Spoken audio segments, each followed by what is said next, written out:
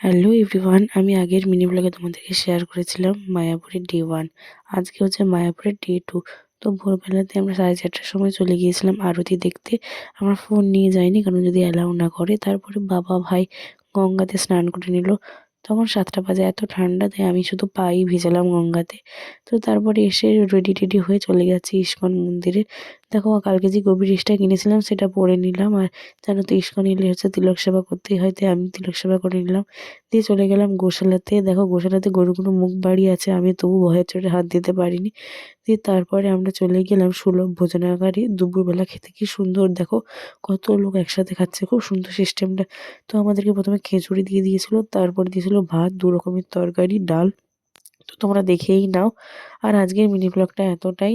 আমি মানে রাতের বেলা যা যা করেছিলাম সেগুলো তোমাদেরকে আমি পরের মিনি ব্লগটাই শেয়ার করব। তো ভিডিওটা কেমন লাগলো অবশ্যই কমেন্টে জানিও। বাই।